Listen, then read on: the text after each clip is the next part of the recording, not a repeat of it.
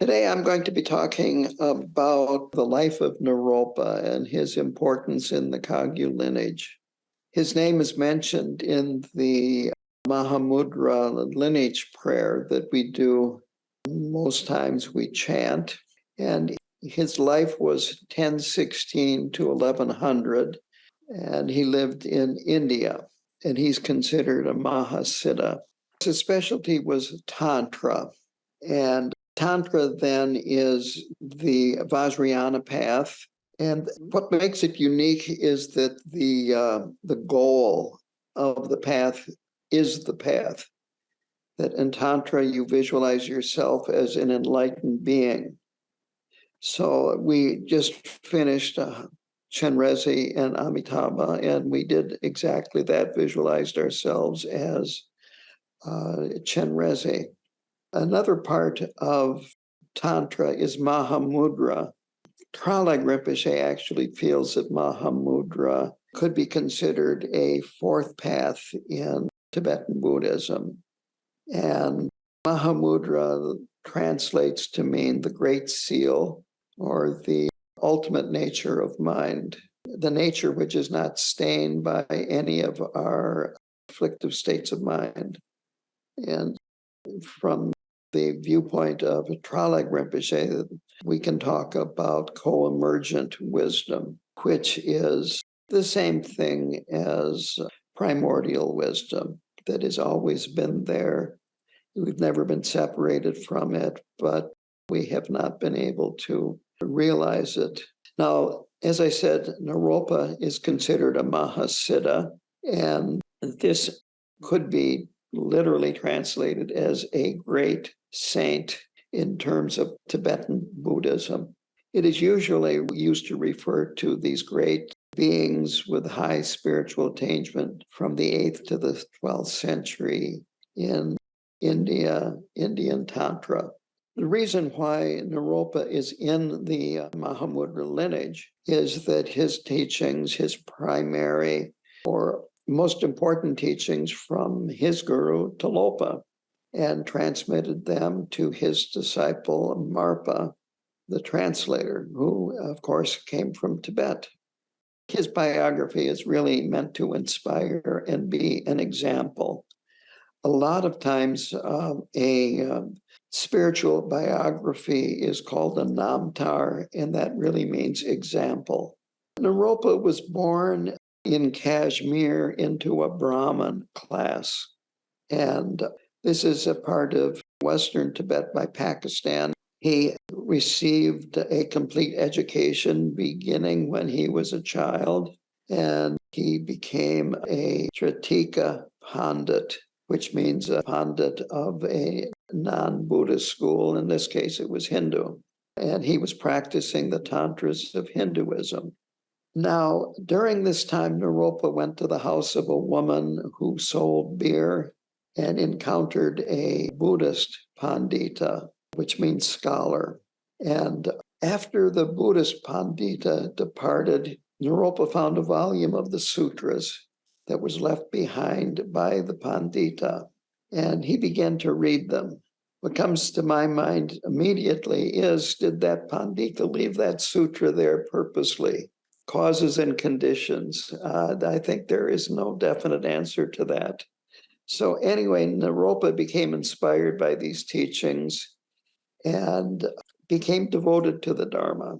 He then went to a monastery and became an ordained monk in the Buddhist tradition and received further education in Buddhist teachings. At this time, he was located in the area around Delhi. This area is an important area culturally, historically, and of course, in terms of Buddhism and Hindu mythology. So eventually he became a very, very learned Pandita in the Buddha Dharma. He received honors for his accomplishment, and he became the northern gatekeeper of Nalanda University. And these were very, very important positions. A gatekeeper would only let in certain people, that Frequently, the gatekeeper would ask the person wanting to get into the university questions to see if they were, you might say, suitable to enter. So at this time, Naropa was practicing Chakrasamvara. He had attained such a level that he was having visions of Dakinis. One night while he was studying, a shadow fell on him. The shadow was caused by a very old, unpleasant-looking woman. And she said to him, "What are you looking into?"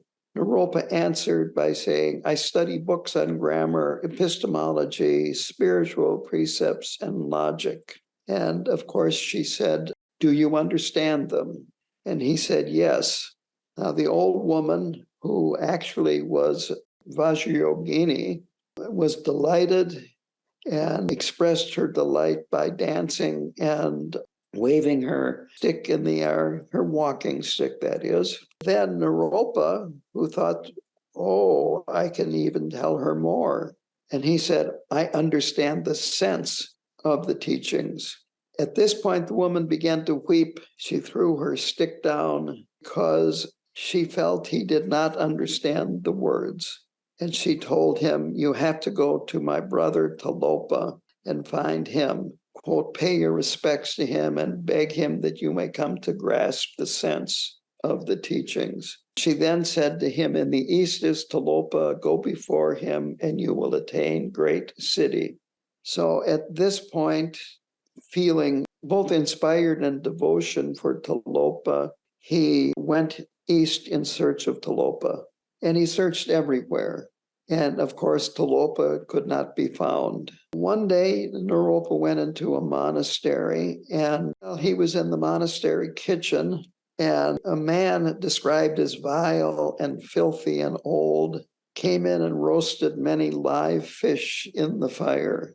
And Naropa was unable to persuade him not to roast the fish alive. The other monks jumped up and began to run towards this old man to stop him from killing.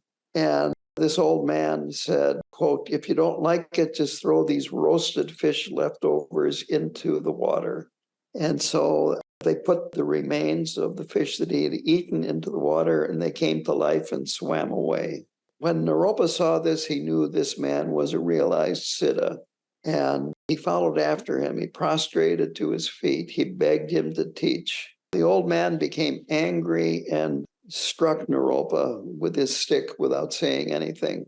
That made Naropa think, "Is this Tilopa?" So he asked, and the man said, "Yes."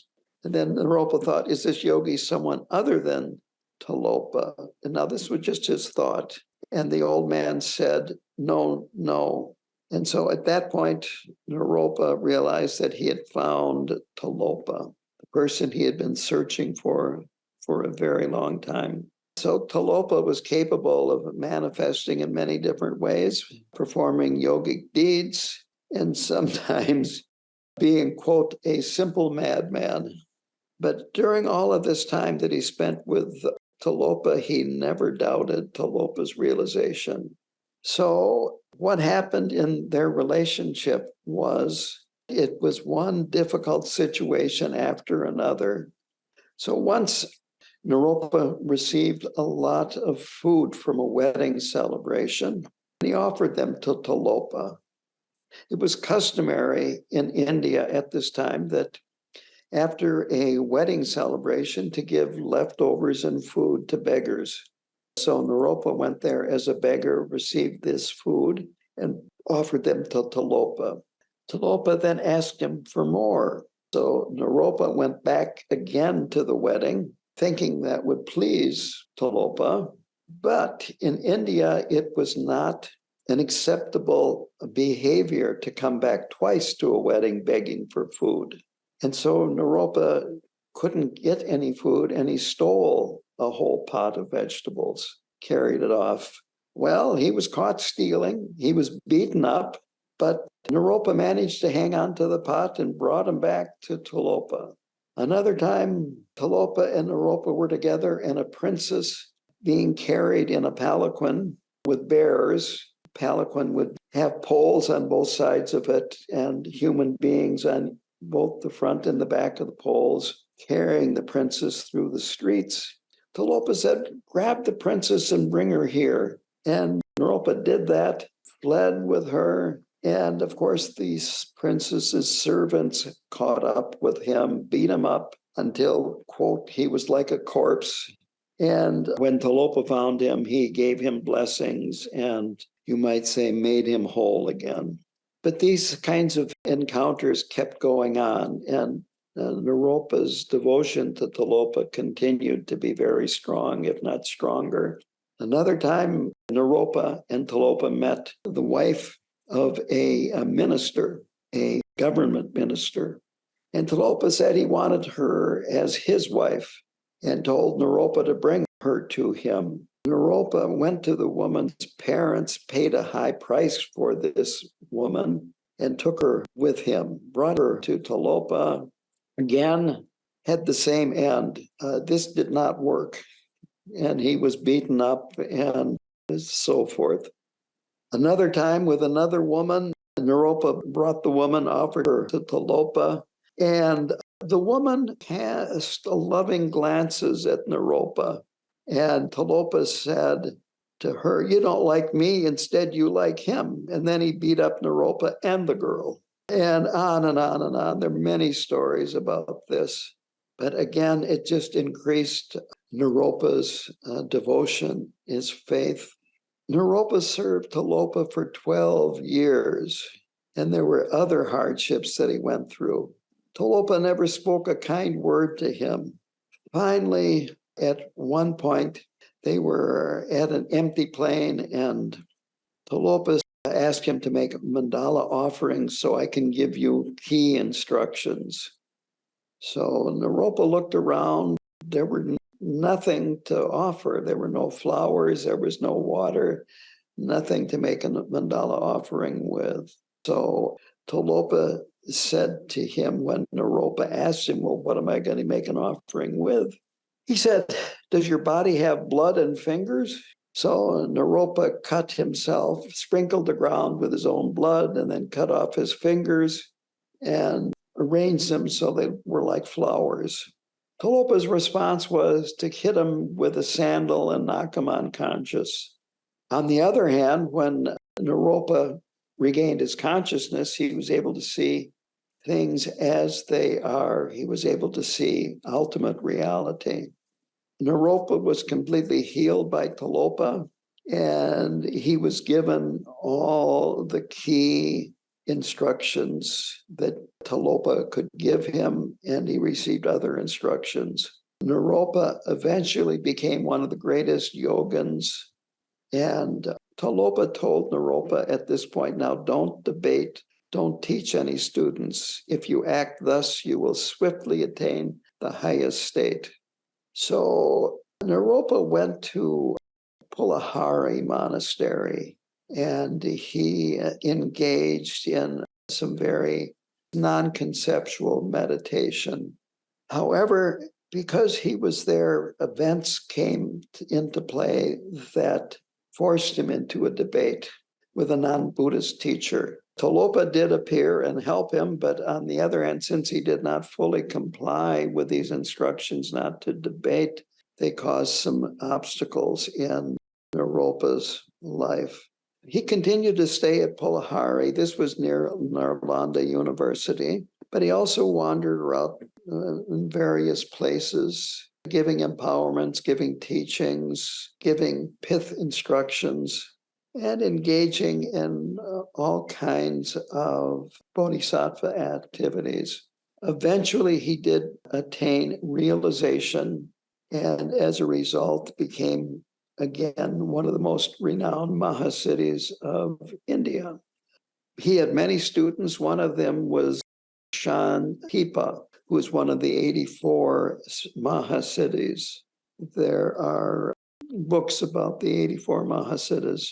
Atisha was one of his students, and there were other of his students that became doorkeeper panditas at Nalanda and other Buddhist universities.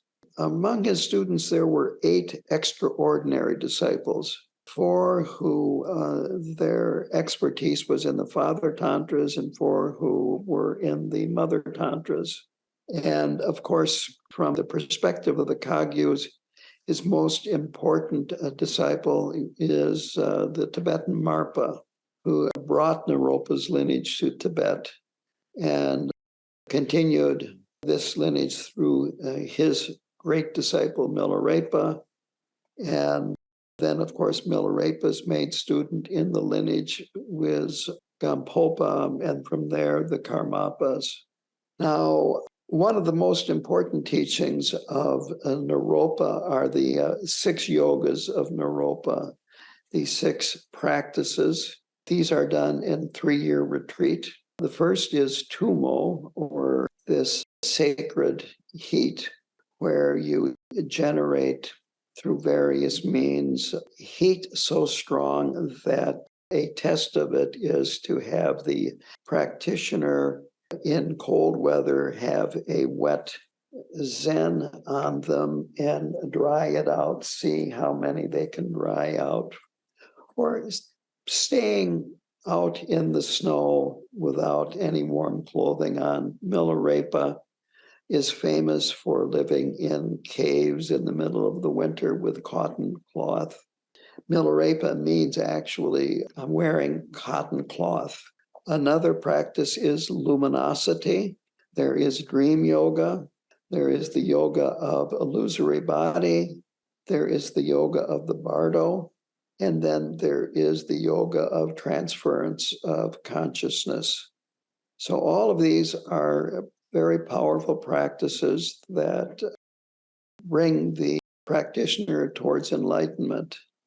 I am, needless to say, not going to teach them here, but this gives you an idea of his importance in the lineage. And with that, I'd like to open it up to questions.